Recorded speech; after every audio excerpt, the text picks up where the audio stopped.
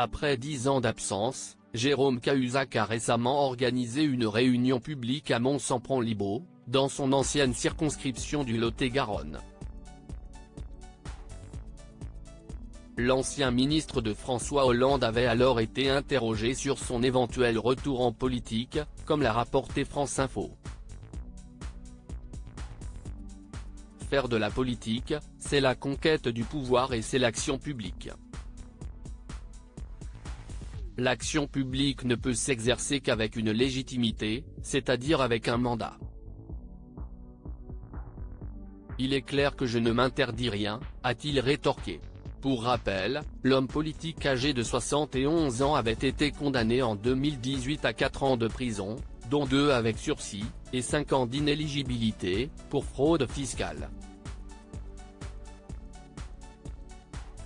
Le 2 avril 2013, l'ex-ministre du Budget avait donc décidé de passer aux aveux et de démissionner de ses fonctions après avoir été accusé d'évasion fiscale par Mediapart.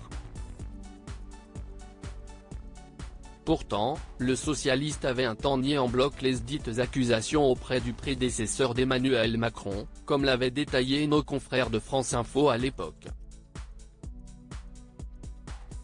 C'est vrai ou c'est faux ? L'aurait alors questionné par téléphone l'ancien locataire de l'Élysée. Et l'intéressé de lui répondre, c'est faux. Comme l'ont rapporté nos confrères, ce serait par le biais du blog de Jérôme Cahuzac que François Hollande aurait ensuite été informé de la vérité, suscitant alors chez l'ancien président une colère froide.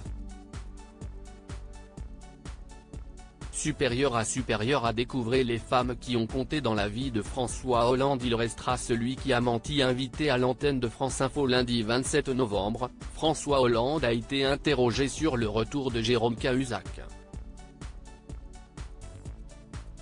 Pénalement, il a été condamné à de la prison ferme et il a purgé sa peine.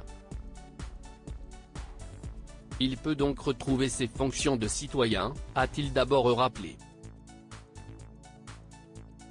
Mais l'époux de Julie Gaillet a semblé ne pas avoir encore digéré le coup de son ancien collaborateur, mais moralement, il restera celui qui a menti. Qui a menti devant la représentation nationale à l'Assemblée, qui a menti à sa famille politique, qui m'a menti et qui a menti à tout le pays en définitive. Et de conclure, tranchant, ce ne sera pas la première fois qu'un condamné se présente à des élections. Quelquefois, il peut être élu. Est-ce que c'est le signe de la vitalité de la démocratie ? Je ne crois pas. Article écrit en collaboration avec 6 médias. Crédit photo, Stéphane Le Mouton.